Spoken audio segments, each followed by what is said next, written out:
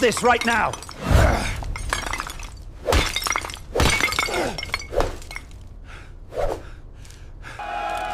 The events of the past few weeks have been challenging, but we are committed to full transparency.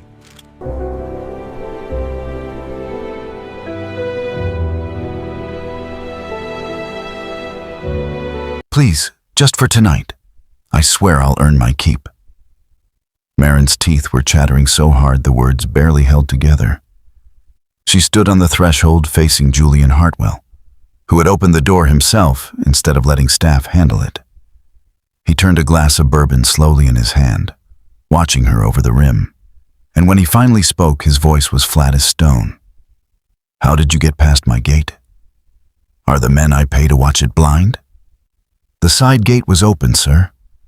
I just walked toward the lights. I know it looks strange, but I have nowhere else. It's freezing out there. This is not a shelter, he said, setting the glass down with a click that echoed in the marble hall.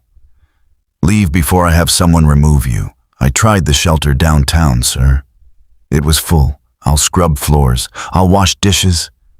I don't need a bed. A corner is enough. His voice stayed cold. You want cash, don't you? That's what this is. No, sir. I don't want your money. I cook, I clean, I stay quiet.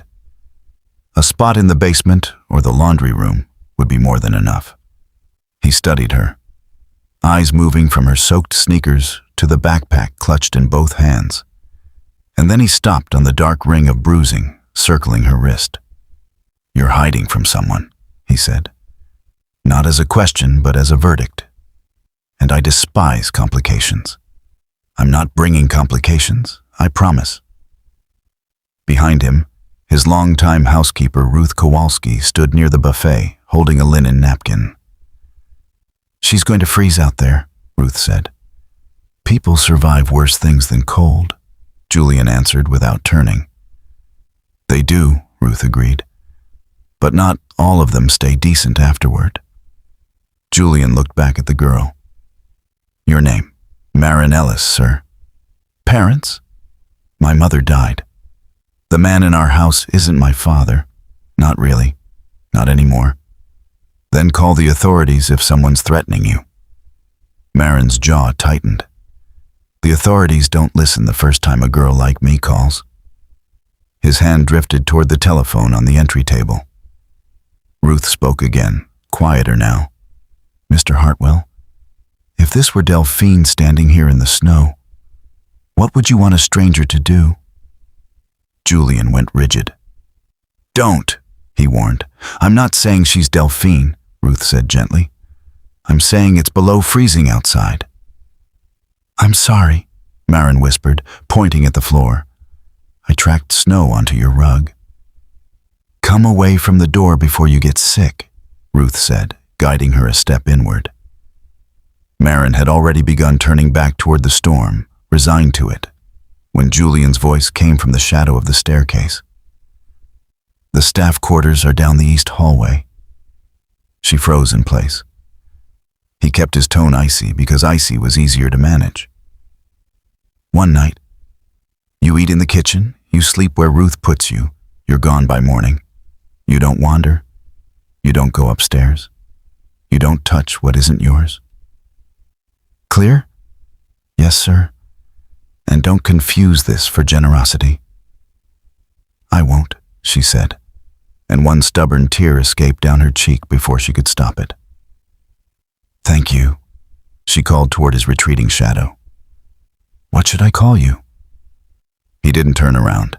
When the snow melts, you're gone. That was his only answer. Later, in the quiet of the kitchen, Ruth set a bowl of soup in front of her. Eat slow, you look starved. I had crackers yesterday, Marin admitted. That isn't eating, child. From the dining room, Julian could hear every word, including the moment Ruth asked bluntly whether someone was hunting for her. One man, Marin said. Your stepfather? Yes, ma'am. Is he the one who left that mark on your arm? A long pause. I fell, Marin said. Ruth didn't push. I've lived too many years to fight a scared girl over her first lie." "I'm sorry," Marin whispered. "You don't apologize for surviving," Ruth told her, and led her to a small room down the hall where a lamp already glowed warm against the dark. "This is too much," Marin said, staring at the neat bed. "It's a bed, not a palace. I could sleep on the floor. You will not." Before Ruth left her, Marin asked one more question. "Is he always that hard, Mr. Hartwell?" Ruth's expression shifted toward something older and sadder. "No, baby. He's not hard. Hard things don't ache. That man is frozen solid around a wound he never once let bleed." The next morning, Julian came downstairs to a smell that stopped him at the base of the stairs. Coffee, butter, something sizzling gently in a pan. He found Marin at the stove, and she froze the instant she saw him. "I didn't steal anything," she said fast. "Mrs. Kowalski said I could use the kitchen. I'll be gone before you know it." "You were told to leave, not open a restaurant," he said. "I just think people work better with something in their stomachs. I don't eat in my kitchen. I meant for everyone else, sir." She slid a plate near him, but didn't push it closer. "You don't have to touch it," she said. "I just didn't want food going to waste." He lifted the fork, tasted one bite of the eggs, and set it back down without a word. Her shoulders sank. "Is it bad?" "No," he said. "It's fine." Right then, her phone buzzed on the counter, and she flinched so violently she struck her hand against the edge of it. A message glowed on the screen before she could hide it. "I know where you are." She locked the phone immediately, but Julian had already read it, and something in his chest that had been dormant for years quietly stirred. "Finish eating first," he said. "Sir, you heard me." He walked out before the moment could soften into something he'd have to acknowledge. He didn't go far.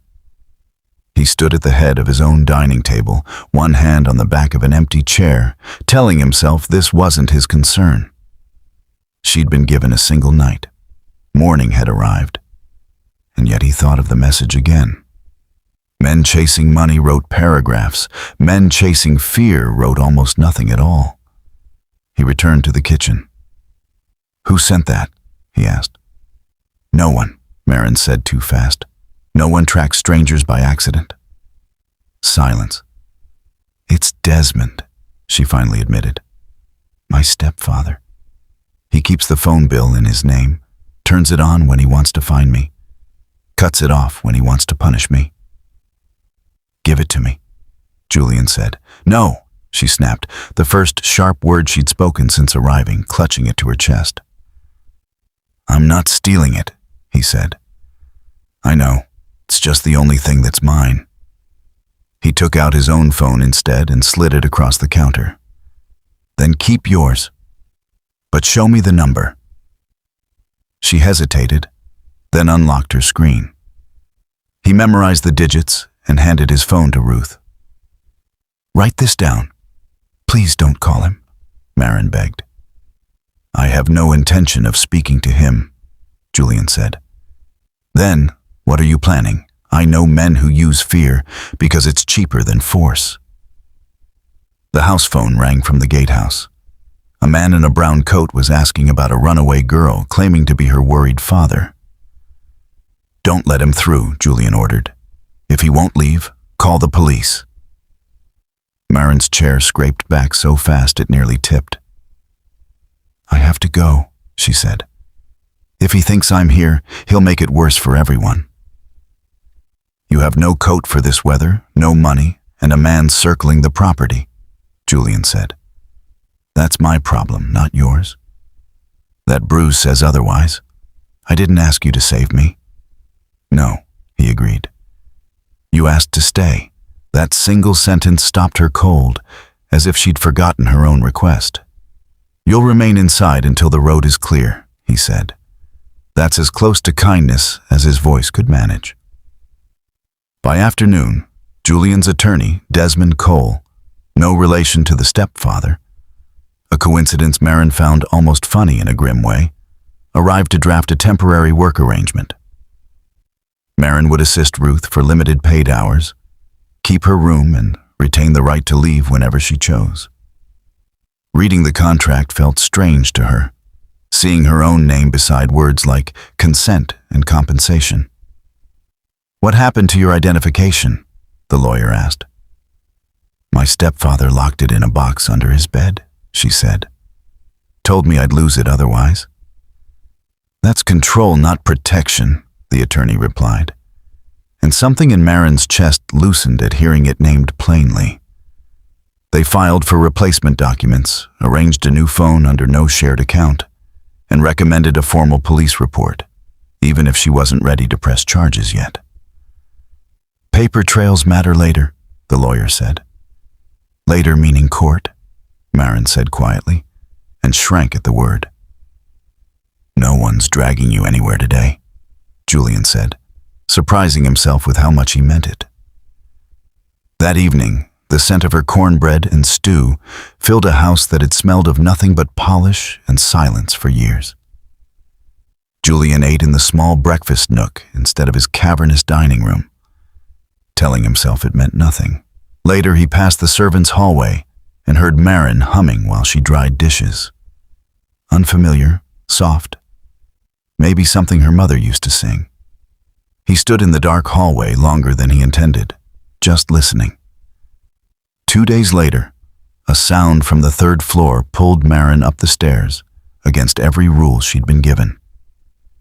A window had blown open in a room she didn't recognize until she was already inside it.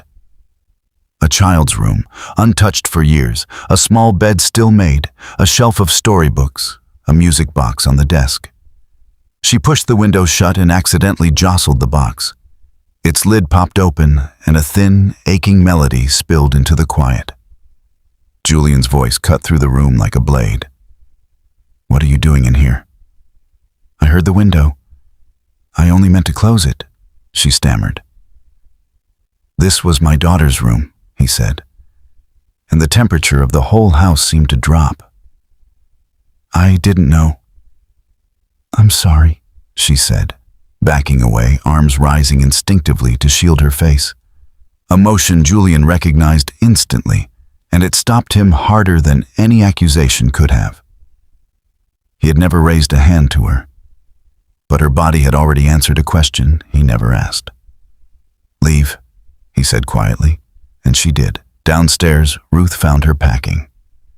He said, "Leave the room, not leave the house," Ruth reminded her. "He was hurting long before you ever walked through that door. You just knocked a door open that was already cracked." Upstairs, Julian sat in a chair built for a child, far too small for him, and wound the music box once more, letting the melody play all the way through for the first time in years. When he finally came down, he found Marin in the servants' room, backpack half-zipped. "Did I tell you to pack?" he asked. "No, sir." "Then unpack. Next time something breaks upstairs, find Mrs. Kowalski, not the stairs yourself." "Yes, sir." Before he left, she said quietly, "I'm sorry about your daughter." He paused in the doorway without turning. "So am I," he said, and walked away. Days passed, and the house began to change in small, quiet ways. Curtains opened, a chipped mug appeared by the sink, laughter drifted from the kitchen at odd hours. Then one morning the front gate buzzer rang too long and too hard. Desmond Reyes, the stepfather, stood at the camera, all practiced concern, calling Marin troubled, unstable, a thief. He filmed himself for an audience, framing his cruelty as worry. Julian refused him entry and had security escort him off. But within hours, a video was circulating online, twisting the story into something ugly and racially coded, implying a rich man was hiding a vulnerable young woman for reasons no one wanted to say aloud. That evening, while Marin stepped into the greenhouse to cut rosemary for dinner, Desmond was waiting. He'd bribed a disgruntled guard to leave a side gate unlocked. He clamped a hand over her mouth, hissed threats into her ear, and struck her hard enough to split her lip when she resisted. The crash of a shattered clay pot reached the main house, and Ruth's scream sent Julian moving faster than his cane should have allowed. He reached the greenhouse in time to see the blow land, and something buried for years tore loose inside him. "Don't touch my daughter," he roared, the word arriving before he'd given himself permission to feel it. Security caught up moments later. Desmond fled through the unlocked side gate before officers could grab him, though he was arrested within the day, along with the guard who'd taken his money. Detective Renata Ford took Marin's statement gently, in the kitchen rather than an interrogation room, and later took Julian's too. When she asked why he'd used the word daughter, he answered simply, "Because in that moment, it was the truest word available to me." Desmond, working through a lawyer, tried one final tactic, a demand for $200,000 in exchange for silence and Marin's returned documents. Julian refused outright. "I already paid ransom to monsters once," he told his attorney. "My family still came home in coffins. I won't do it again." Instead, they went public. Standing on the front steps before a crowd of cameras, Julian said plainly that Marin Ellis was 18, that she had come to his home cold and frightened during a storm, that no one owned her, and that poverty was not evidence of dishonesty. Then, unscripted, he added, "She came here asking for shelter, and somehow she handed me back my own humanity." Desmond, enraged at being contradicted publicly, forced his way toward the cameras and was arrested on the driveway in front of every lens in Connecticut. In the weeks that followed, with Desmond facing charges and the disloyal guard cooperating with prosecutors, life in the Hartwell house softened into something neither of them had words for yet. One evening by the fire, Julian finally asked her directly whether she planned to leave once the legal matters settled. "I don't want to overstay my welcome," she admitted. "People are kind in the beginning. Then one day they start sighing when you walk into a room." "I regret many things," he told her. "Letting you through that door isn't one of them." Then, carefully, he raised something his attorney had mentioned in passing. Adult adoption was legal, simple, and would change nothing about her name or her mother's memory unless she wanted it to. It would only mean, publicly and permanently, that she wouldn't have to stand alone again unless she chose to. "Why?" she asked, stunned. "Because that word, daughter, arrived before I gave it permission to. It wasn't panic. It was truth that finally found its way out." Months later, in a small Connecticut courtroom, Marin Ellis stood beside Julian Hartwell as a judge finalized the adoption. Asked whether this was truly what she wanted, she said simply, "It means I don't have to survive by myself anymore." She kept her mother's surname and added his, becoming Marin Ellis Hartwell. Within the year, Julian founded a shelter and outreach foundation in his late daughter's name, dedicated to young women fleeing violence, especially those the world too often dismissed as too poor, too young, or too easily disbelieved. Marin helped design its kitchen program, insisting that anyone who walked in hungry would eat before a single form was filled out. That Christmas, the long silent dining table finally held real noise again. Friends, staff, an off-duty detective, and, at its center, a father and daughter who had both stopped waiting to be left. Together they hung a small, hand-lettered sign by the front gate. "No one who arrives here cold will be turned away." It wasn't wealth that had rebuilt that house. It was one honest act of shelter, offered on the coldest night of the year, that turned a mansion back into a home.